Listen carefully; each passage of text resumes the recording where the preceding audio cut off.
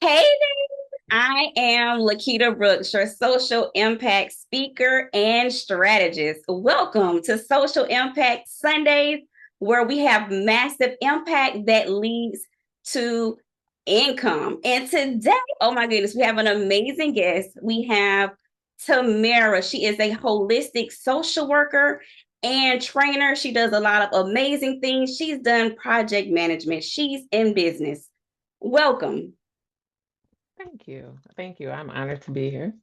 Um, Lakita, I am just honored first and foremost to have a platform where we can share our strengths and to speak clearly about the businesses and the offerings that we have for our community. So thank you for creating that. You are very welcome. And with you saying that, tell us about your business, your strengths, like all of the amazing things that you're doing. Well, thank you. So I am a whole human and I show up as such, right? And the reality is that I started Divine Origin, which is a holistic life coaching business, which focuses on self-development, more specifically in us attaining those goals and moving in our true purpose. In June of this year, what I realized is that the superwoman cape that I was wearing and adorning myself in very proudly had finally fallen off. I had hit the proverbial wall and basically was burnt out. And what that spoke to was my lack of self care, my lack of continuous self development, where I was prioritizing myself and where I ensured that the true validation came from within instead of external stimuli, right? I no longer needed the accolades. I no longer needed, the titles. What was missing was the healing that my heart needed. And so I began in January of this year on this particular path. But in June, it was like that moment where you have that aha, like, oh, wait, this is not working. There needs to be some adjustments. And so I utilized or started cultivating my own social work skill sets for myself and started creating a thorough action plan in five particular areas, and that is emotionally, mentally, physically, and spiritually. And then, of course, the sexual component, which I think oftentimes we forget as women, especially as mothers, that is still a part of who we are. I'm talking about us being balanced women, right?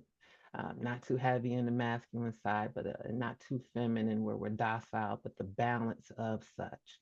And so I took the time to create a program that I believe will be beneficial for our community more specifically, but for women as a whole.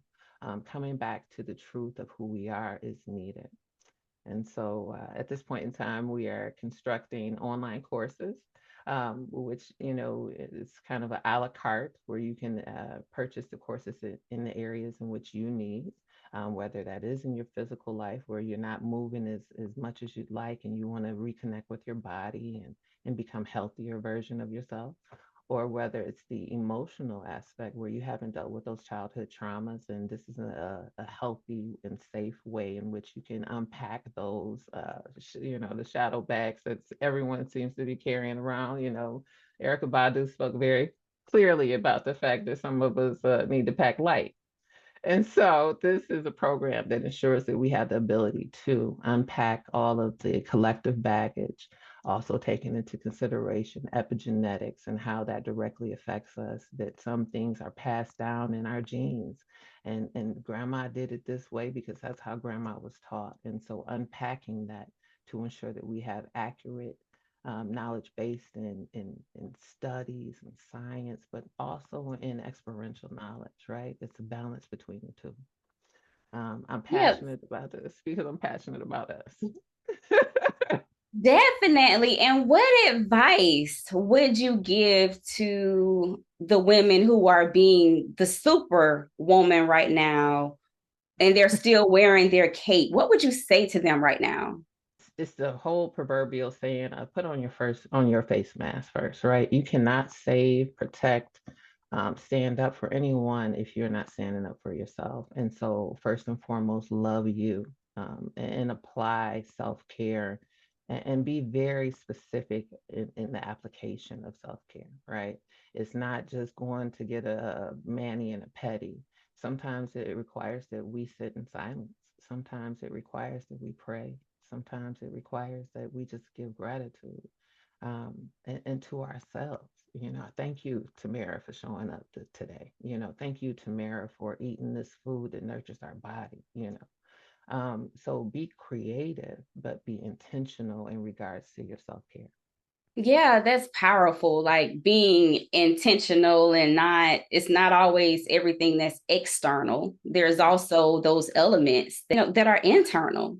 And it sounds like you've had your own journey, as you mentioned earlier, that you had to, eventually take off your cape. So, what are some of those that I guess you would share with other women who don't even recognize that they are wearing a cape and that maybe it is time? To take it off? What are some of those signs or symptoms, or how does it show up? Oh.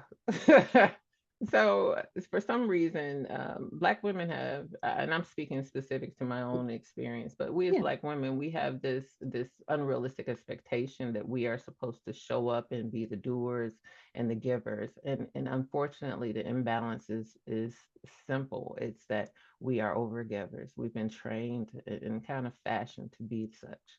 When you realize that you are pouring from an empty cup, that would be one of those earmarked moments for you to actually say, whoa, whoa, whoa, I'm pouring out, but no one's pouring in, right? That was when I had like the proverbial wake up, like the aha moment. That's what hit me in the chest. It was like, I'm giving, I'm giving, I'm giving. And I have an expectation that people show up as I do, but they're not. So what's the missing factor? One, am I articulating, my needs? Am I setting appropriate boundaries, right? And am I actually doing things that honor me? And I think when we start asking those questions, we can delve deeper into what our needs are, right? And then half the times I do realize that we don't even ask ourselves, what do I need? So if nothing else, I would suggest that we ask ourselves that infrequently. I wake up every morning and I ask myself, I speak to my body, how do I feel? Like let's tap back into the emotional aspect of us because we as women are expected to be nurturers, right? That's our divine origin, to pour into things and make it grow. And so, if we are not pouring into ourselves, then how can we expect for the things around us to grow, right? Charity begins at home, and I think that this body and this vessel that I live in is worth being nurtured and nourished. Exactly. I love how you said charity begins at home. And with you saying that, what are some of those social work narratives that you feel like we need to dismantle? Because a lot of times, social workers, I guess, believe that it's okay to be a martyr for the sake of giving. So, what are some of those, those narratives that you're like, goodbye and good riddance forever? So the social work narrative of doing more for less, right? No, that is the hugest disservice I feel that we do to ourselves. Knowing our worth and our value, which is essential, and it was one of the key components in our program at Divine Origin, is ensuring that you know your worth and value, so that you can ensure that you stand 10 toes down in the front and the back for you to ensure that you receive exactly the output, the input for what you output, right? And that's balance. When we go into other, I would say, careers or, pathways for work, or career paths rather, we find that many other, like if you were to become a financial accountant, right? They are valued higher, and that's just because of the particular path or origin of their funds. I mean, of their career. Excuse me. Um, but because it is considered social work is considered woman's work, it has been um, what's a nice way of saying it? Devalue, right? And I think what we need to do in this society is recognize the impact that a woman has. I think there's a saying that speaks very clearly to it. You empower a woman, you change a generation, right? And so when we know how valuable the work that we do is, we can ensure that we request the appropriate payment for our services. And so, like, let's stop lowballing ourselves in this particular world. We're dealing with biopsychosocial day in and day out. That means that we are looking at the total self, and we utilize tools such as empowerment to ensure people know who they are. So when they walk through the door, they represent themselves to the fullness they are in. I also have issues with managed care. Um, I think, when we allow others to construct the services that we provide, it takes away from our authenticity as true healers or social workers, right? Or social justice warriors, whatever title we utilize in this social work world. So we have a couple of, I have multiple, but those two stand out for me today. Making sure that we're valued. So basically recognizing our value and making sure that we're compensated well for that. And then also taking control of our own destiny, our own livelihoods, and not leaving it up to chance, being intentional. So with Right. that, I know that in your business, you're launching a few new things. You're doing some online courses, one-on-one support, coaching. Tell us more about that. Yes. So we are building out a 6-month program in online. It will be online completely, thank God. Because as much as I want to support it to the world, I realize that there still has to be balance in my own personal life. And so I can't support everybody, but there are pathways in which we can do so. And so that would be the online course. It ranges in 5 particular areas. Like I stated, it's mentally, emotional self, our physical self, um, our spiritual self and our sexual self, right? Um, all 5 areas of ourselves, and it considers or it takes into consideration old ancient wisdom, like the Kabbalah, and taking into consideration how our body needs rhythm and motion, how we check and attune our chakras to ensure we're clear. But it builds upon, right? And if once you get into the program, you realize how seamless it is to prioritize yourself. Had I known it was this easy, Lord knows I would have started 25 years ago. I wouldn't have had all these gray hairs, I'm sure. But what I realized is, the power of understanding that sometimes experiential knowledge we go through, well, life happens for us for the most part, right? But we collect worthy lessons that ensure that we can show up as our whole selves, right? And so just employing that into my work has really been quite beneficial. But beyond that, I also extend one-on-one coaching. So like sometimes, just reading a computer is not sufficient enough. I don't know about you, but the pandemic really set in motion my need for connection.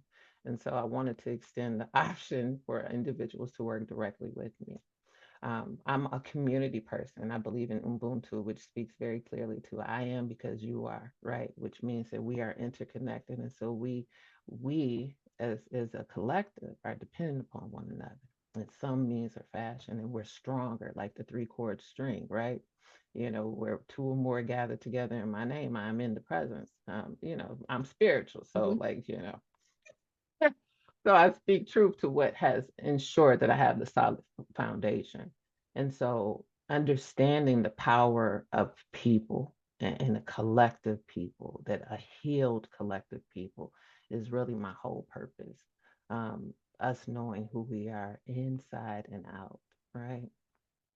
And so beyond that, I come from a background of community organizing. And so I also wanted to ensure that we stop looking for validation outside of ourselves, and we recognize the strength of the power within, not just within ourselves, but within the community.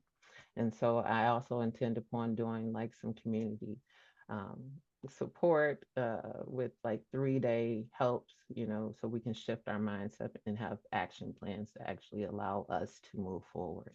And so I'll be doing some 2-day live um, workshops, and I'm looking forward to that as well. But like being as expansive as possible, right? I believe there's no limits on us, only the ones that we place on ourselves and we agree to. So I no longer agree to limitations. I believe growth is what we have the possibility and the power to create. And so that's what I'm doing at this point in time. Yes, yes, ma'am. The possibilities are infinite. So, how can people find you? So at this point in time, they can reach me on Facebook under the Divine Origin LLC. Please feel free to DM or direct message me. I answer those messages as soon as possible. I work from 9 a.m. until 5 p.m. usually. I'm quite flexible though. I understand that life happens and sometimes we need support in the after hours. But that is based upon the level of services that you retain from me. Well, thank you so much. Being part of the social work movement, where we're all about social workers being valued, respected, and well compensated. I am Lakita Brooks, your social impact speaker and strategist. And if you're looking for someone for speaking engagements, make sure you go to booklakita.com. Until the next time that we chat, you can have massive impact that leads to income. Have an amazing day.